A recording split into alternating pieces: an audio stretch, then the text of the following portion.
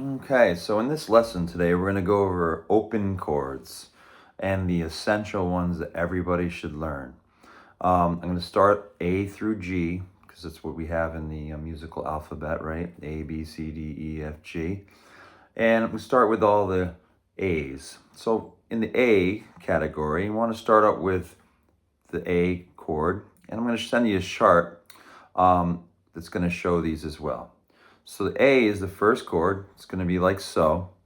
And when you strum, you want to make sure that you're going through from the A all the way down to the E and strumming through. That's the full A chord. Now, the thing is about practicing chords, we want to get that muscle memory down. We don't want to keep doing this, right? You know, putting your fingers all down at one at a time.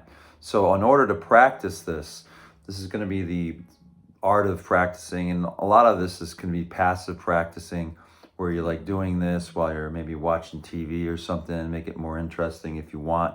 I used to practice chords that way all the time, just keep going back and forth. Now what it is, you're strumming a chord maybe 6 to 8 times. 1, 2, 3, 4, 5, 6, 7, 8. And then what you're doing is you're lifting up your fingers, but keeping the form like you had when you had the fingers down on the strings, like this. It's kind of like this kind of motion, right? And you want to keep doing that because you want this to be the muscle memory. You want to move all fingers all at the same time. That's the goal. So we're going 1, 2, 3, 4, 5, 6, 7, 8. Lift the fingers up and then down. Now that's the A chord. And you want to practice every single chord individually the same. Eventually, you want to move on to moving the chords and just doing different varieties of movement from one chord to another. But you want to work on that individual chord by itself first. So when you do, the next chord is going to be the A minor chord. So this one's going to be all 5 strings. That's your A minor. You hear that minor sad tone. So you're going to do the same thing, strumming through this. 4, 5, 6, 7, 8. Lifting up, keep the form, and then down again. This is going to go for all those kind of chords. Now, the next chord after the A minor is going to be your A7 chord. This is an essential chord. Another essential chord that has that sound to it. And that's your A7, which is a major chord. And then your next chord will be a minor 7th, which will be like that form. And I'm going to send you a chart that goes over these and all the essential chords that everyone should learn.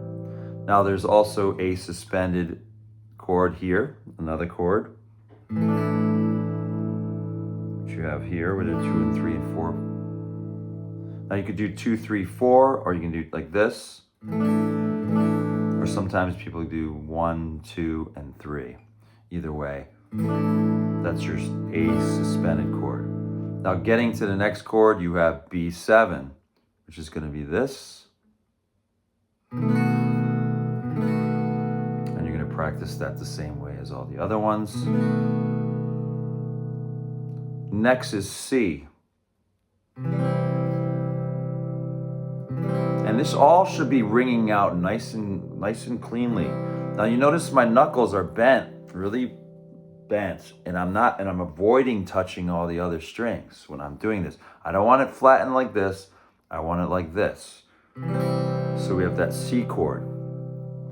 Now this is C, and what we're going to do is add a 4th finger in here, and we're going to make it C7. And these are all in the chart that I'm going to send. Now the next chord after this, we're going to get down, we'll go in order. We'll go to D chord. So the D chord strums like this, 4 strings. Okay, next chord is going to be D minor. And then what we have next is your D7 chord. Okay, and then we have a D minor 7th. And then we have our D suspended chord. And you've heard probably all these songs not songs. You've probably heard all these chords in songs before. Going on to next one is going to be E. Nice chord. And then we have E minor. And you notice my knuckles are all bent. I'm avoiding, and I make sure I have enough room, not hitting other strings. E7. Then what we have is E minor. We have E minor 7th, which is 1, 3, 4. And put this finger here. We're gonna strum through all the strings for that. And then we have E suspended, which is this. Now when we get down to the Fs, a lot of times we use bar chords, but we also have this F chord, which is like this.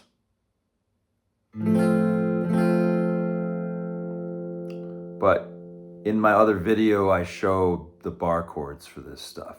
Okay, and a lot of times when we're playing also the B chord, we're using the bar chord, pretty much. I know we went over B7, but we're also using the B minor as well. But you want to be able to, get a lot of these open chords that I'm showing you down. Now the next chord I also have in this chart is your G chord. Your G chord is a very essential chord. So the G chords like that, you notice my knuckles are nice and bent, right? There's no hitting other strings. And then we finally get this other one, the G7 chord, which is going to be this front here.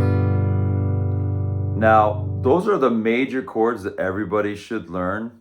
I would take my time.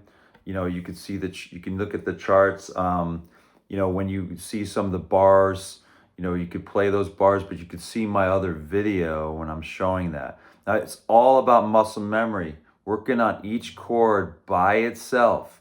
What I would do is I work on the three most popular chords that exist, and that's going to be your D,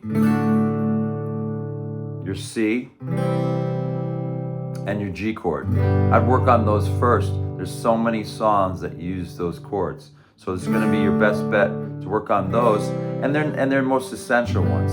There's so many songs.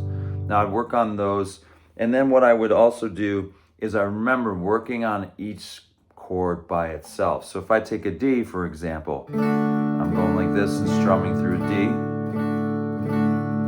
lifting the fingers up, then placing them down again.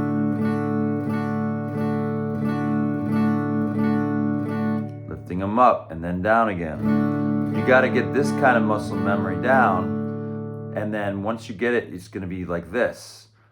And then you get another chord. Say it's a C. Practice the C just the same way.